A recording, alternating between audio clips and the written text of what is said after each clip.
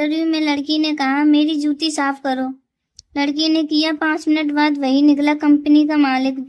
फिर जो हुआ, मुंबई शहर सुबह के ठीक 9:30 बजे लोअर परेल की सबसे ऊंची और चमचमाती बिल्डिंग के सामने भीड़ लगी थी। यही थी मयंक एंटरप्राइजेस, एक ऐसी कंपनी जहां नौकरी मिलना मतलब जिंदगी बन जाना। गेट के बाहर लंबी लाइन, हर किसी के चेहरे पर टेंशन, हाथ में फाइल, आंखों में उम्मीद। उसी भीड़ के बीच खड़ा था एक लड़का, हल्की नीली शर्ट, काली पैंट, सादा जूते, चेहरा शांत लेकिन आंखों में अजीब सा आत्मविश्वास। नाम था मयंक। लोग उसे देखकर मुस्कुरा रहे थे। यह भी इंटरव्यू देने आया है भाई, यहाँ डब्बे वाले लाइन में खड़े हैं। लेकिन मयंक चुप था, ना गुस्सा ना जवाब, बस हल्की सी मुस्कान। कुछ देर बाद उसका नंबर आया। वो बिना जल्दबाजी किए अंदर चला गया। इंटरव्यू रूम में बेहद शानदार था। कांच की दीवारें, महंगी कुर्सियां, ठंडी हवा और सामने बैठी थी एक बेहद खूबसूरत लड़की। ब्लैक फॉर्मल, आत्मविश्वास से भरी नजरें। नाम काव्या मेहरा, सीनियर एचआर और अपने घमंड के लिए मशहूर। उसने मयंक को ऊपर से नीचे तक देखा, जैसे वह पहले ही उसे रिजेक्ट कर चुकी हो।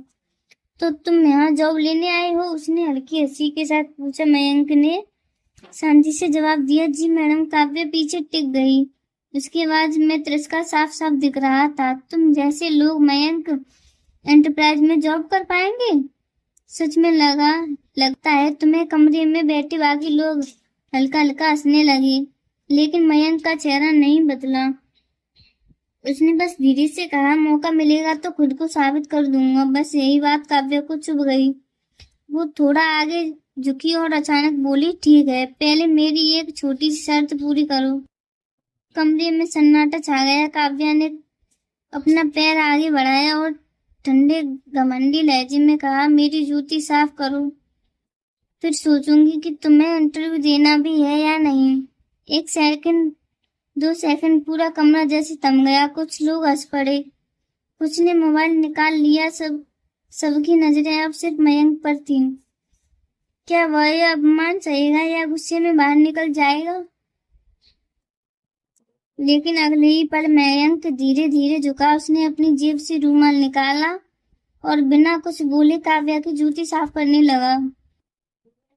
पूरा कमरा शौक में था। यह सच में कर रहा है? इतना भी कोई झुकता है क्या? काव्या के चेहरे पर घमंडी मुस्कान फैल गई और मयंक जूती साफ करते हुए भी हल्का सा मुस्कुरा रहा था। कमरे में कुछ सेकंड तक अजीब सी खामोशी छाई रही। फिर धीरे धीरे फुसफुसाहट शुरू हो गई, यार यह लड़का तो बिल्कुल ही गिर गया। जॉब के लिए कोई इतना भी झुकता है क्या? कुछ लोग हंस रहे थे, कुछ वीडियो बना रहे थे, लेकिन मयंक वो अब भी शांत था। उसने रुमाल वापस जेब में रखा, खड़ा हुआ और बिना किसी गुस्से के बोला, अब क्या मैं इंटरव्यू दे सकता हूँ मैडम? उसके बाद में ना घबराहट थी ना अपमान, बस एक अजीब सा आत्मविश्वास।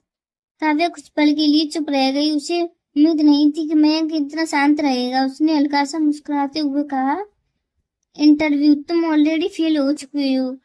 कमरे में फिर हल्की हंसी गूंज गई। लेकिन तभी मयंक ने धीरे से पूछा, फिर किस चीज में मैडम? काम करने की योग्यता में या आपके अहंकार को सहने में? यह सुनते ही माहौल थोड़ा बदल गया। कुछ लोग एक दूसरे का चेहरा देखने लगे। काव्या का चेहरा सख्त हो गया। ज्यादा स्मार्ट बनने की कोशिश मत करो, यहाँ रूल्स हम बनाते हैं, उसने तेज आवाज में कहा। लेकिन मयंक अब भी उतना ही शांत था। उसने कमरे में चारों तरफ देखा, जैसे वो हर चीज को ध्यान से समझ रहा हो। फिर धीरे से बोला, रूल्स या ईगो? यह सुनकर काव्या को गुस्सा आ गया। सिक्योरिटी, उसने जोर से आवाज लगाई। दरवाजे पर खड़ा गार्ड अंदर आया। इसे बाहर निकालो, काव्या ने इशारा किया। गार्ड मयंक की तरफ बढ़ा, लेकिन तभी मयंक ने हल्के से हाथ उठाया। 1 मिनट। उसकी आवाज अचानक पहले से थोड़ी मजबूत हो गई। गार्ड भी रुक गया। शायद उस आवाज में कुछ अलग था। मयंक ने अपनी जेब से फोन निकाला, स्क्रीन ऑन की और किसी को कॉल लगाया। सबकी नजरें उसके फोन पर थी। हाँ मैं आ गया हूँ, उसने धीरे से कहा। हाँ, इंटरव्यू रूम में इतना कहकर उसने कॉल काट दिया। काव्या ने तिरस्कार से पूछा, किसे फोन कर रहे थे? मयंक ने हल्की मुस्कान के साथ जवाब दिया, जिसे यहाँ होना चाहिए था, लेकिन वो नहीं आया। इतना सुनते ही कमरे में बैठे कुछ सीनियर लोग अचानक अनईजी हो गए, जैसे उन्हें कुछ गड़बड़ लग रही थी। काव्या ने फिर कहा, इनफ, गेट आउट, लेकिन इस बार मयंक वहीं खड़ा रहा। उसने ये कदम भी पीछे नहीं लिया और तभी इंटरव्यू रूम का दरवाजा धीरे धीरे खुला। बाहर से कुछ लोग अंदर आए, ब्लैक सूट, फाइल्स हाथ में, और उनके चेहरे पर गंभीरता। कमरे में बैठे सभी लोग अचानक खड़े हो गए। काव्या भी एकदम सीधी हो गई। उसकी आंखों में पहली बार घबराहट दिखी। उनमें से एक आदमी सीधे मयंक के पास आया और हल्का सा सिर झुकाकर बोला, सर, आप यहाँ पर कमरा जैसे जम गया। काव्या का चेहरा एकदम सफेद पड़ गया। मयंक बस हल्के से मुस्कुराया। पूरा इंटरव्यू रूम एकदम शांत हो गया, जैसे किसी ने अचानक वक्त रोक दिया हो। सबकी नजरें अब सिर्फ मयंक पर थी और उस आदमी पर जिसने उसे सच कहकर संबोधित किया था। काव्या के हाथ हल्के हल्के कांपने लगे। उसकी आंखों में पहली बार डर साफ दिख रहा था। सर उसके होठों से बस इतना ही निकला। मयंक ने धीरे से उसकी तरफ देखा। वही शांत चेहरा, वही हल्की मुस्कान, लेकिन इस बार उसकी आंखों में एक अलग ही गहराई थी। उसने बिना जल्दी किए अपनी शर्ट की स्लीव्स ठीक की और सीधा खड़ा हो गया, जैसे अब वह वही सारा लड़का नहीं रहा जिसकी अभी कुछ देर पहले सबके सामने बेइज्जती हो रही थी। वो आदमी फिर बोला, सर, बोर्ड मीटिंग के सारे मेंबर्स आपका इंतजार कर रहे हैं। आपने बताया नहीं कि आप आज इंटरव्यू राउंड में आएंगे। कमरे में बैठे बाकी सीनियर लोग तुरंत खड़े हो गए। किसी ने फाइल सीधी की, किसी ने अपना सिर झुका लिया। माहौल पूरी तरह बदल चुका था। काव्या की सांसें तेज हो गईं। उसने घबराकर पूछा, ये सब क्या हो रहा है? उसकी आवाज अब पहले जैसी तेज नहीं थी। उसमें डर और पछतावा साफ झलक रहा था। मयंक धीरे धीरे उसकी तरफ बढ़ा। हर कदम के साथ कमरे में सन्नाटा और गहरा होता जा रहा था। वो उसके सामने आकर रुका और बहुत शांत लहजे में बोला, तुम जानना चाहती हो मैं कौन हूँ? काव्या ने बिना पलक झपकाए उसकी तरफ देखा। मयंक ने हल्का सा मुस्कुराते हुआ कहा, मैं वही हूँ जिसके नाम पर यह पूरी कंपनी चलती है। एक पल के लिए जैसे किसी ने काव्या के पैरों तले जमीन खींच ली। मयंक एंटरप्राइजेज कार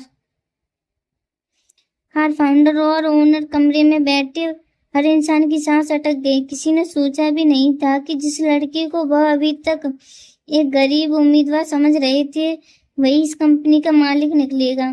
काव्या की आंखों में आंसू आ गए। उसका सिर अपने आप झुक गया। वो कुछ बोलना चाहती थी, लेकिन शब्द उसी गले में अटक गए।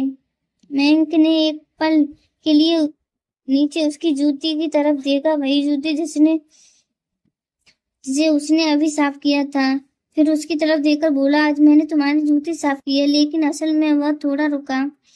आज तुमने अपनी सोच दिखा दी। कमरे में खामोशी और गहरी हो गई। मयंक ने पीछे मुड़कर सभी लोगों की तरफ देखा और बोला, यह कंपनी सिर्फ पैसों से नहीं, लोगों की सोच से चलती है। फिर उसने काव्या की तरफ देखा, और जहाँ इंसान की इज्जत नहीं होती, वहाँ किसी को काम करने का हक नहीं होता। काव्या के आंसू अब गिरने लगे। वो पूरी तरह टूट चुकी थी और मयंक वो अब वही सारा लड़का नहीं था। कमरे में कुछ देर तक सन्नाटा छाया रहा। काव्या का सिर झुका हुआ था। आंखों से आंसू लगातार गिर रहे थे। वह वही घमंडी एचआर नहीं था। वह एक ऐसी लड़की बन चुकी थी जिसे अपनी गलती का एहसास हो चुका था, लेकिन शायद बहुत देर हो चुकी थी। उसने कांपते हुए आवाज में कहा, सर, मुझे बहुत बड़ी गलती हो गई, मुझे माफ कर दीजिए। मैं बस उसकी बात पूरी भी नहीं हो पाई। शब्द उसके गले में ही टूट गए। मैं कुछ सेकंड तक उसे देखता रहा। उसके चेहरे पर गुस्सा नहीं था, लेकिन शक्ति जरूर थी। उसने धीरे से कहा, गलती हर इंसान से होती है, लेकिन वो थोड़ा रुका। जब गलती किसी की इज्जत को कुचला दे तो वह सिर्फ गलती नहीं रहती, आदत बन जाती है। कमरे में खड़े बाकी लोग चुपचाप यह सब देख रहे थे। हर किसी को अपनी अपनी सोच पर शर्म आने लगी थी। काव्या रोते हुए बोली, सर मुझे एक मौका दे दीजिए, मैं खुद को बदलूंगी। मैं साबित कर दूंगी कि उसकी आवाज में सच्चा पछतावा था। वो अब सच में बदलना चाहती थी। मयंक ने गहरी सांस ली, फिर बोला, तुम्हें नौकरी से निकाला जा सकता है और शायद यह आसान भी होता। काव्या की धड़कन जैसे रुक गई, लेकिन मयंक ने आगे कहा, अगर तुम्हें आज निकाल दिया तो तुम सिर्फ यह सोचोगी कि तुम्हारे साथ गलत हुआ, लेकिन अगर तुम्हें एक मौका दिया, वो उसकी आंखों में देखते हुए बोला, तो शायद तुम सच में बदल जाओ। कमरे में खड़े सभी लोग हैरान थे। उन्हें लगा था कि अब काव्या की नौकरी खत्म, लेकिन मयंक ने फैसला कुछ और ही लिया। आज से तुम ऐच नहीं रहोगी। काव्या ने धीरे से उठाया। आंखों में डर और उम्मीद दोनों थे। तुम ग्राउंड लेवल पर काम करोगी, यहाँ लोग सच में स्ट्रगल करते हैं, जहाँ तुम्हें समझ आएगा कि किसी की इज्जत क्या होती है। काव्या की आंखों में आंसू और तेज बहने लगे, लेकिन इस बार उसमें दर्द के साथ साथ एक राहत भी थी। उसने हाथ जोड़ लिए, थैंक यू सर, मैं वादा करती हूँ मैं खुद को बदल दूंगी। मयंक ने कुछ नहीं कहा, बस हल्का सा सिर हिलाया। फिर वह मुड़ा और दरवाजे की तरफ बढ़ गया, लेकिन जाते जाते वो एक पल के लिए रुका। पीछे मुड़कर पूरे कमरे को देखा और बोला, आज यहाँ इंटरव्यू देने आई हर इंसान को जॉब मिले या न मिले, लेकिन एक बात याद रखना, कभी इंसान की कीमत उसके कपड़ों से मत लगाना, क्योंकि असली पहचान हमेशा वक्त आने पर ही सामने आती है। इतना कहकर मयंक बाहर चला गया। कमरे में खड़े हर इंसान के चेहरे पर सन्नाटा था। किसी की नजरें झुकी थी, किसी को अपनी हंसी पर शर्म आ रही थी, और काव्या वो वही खड़ी थी, आंखों में आंसू, लेकिन दिल में एक नया इरादा, खुद को बदलने का, एक बेहतर इंसान बनने का। कभी कभी जिंदगी हमें ऐसे मोड़ पर ला कर खड़ा कर देती है जहाँ हम समझ नहीं पाते कि हम सही थे या सिर्फ घमंड में जी रहे थे। आप बताइए, अगर आप मयंक की जगह होते तो क्या काव्या को दूसरा मौका देते या सीधे नौकरी से निकाल देते? कमेंट में जरूर बताना, क्योंकि आपका जवाब ही इस कहानी का असली अंत है। तो आप दोस्तों, यह कहानी आपको कैसी लगी हमें कमेंट के माध्यम से जरूर बताएं, और जाते जाते हमारी वीडियो पर लाइक एवं चैनल को सब्सक्राइब करना ना भूलें, और कमेंट में अपना नाम और शहर जरूर लिखें, ताकि हमें आपके प्यार और समर्थन का एहसास होता है।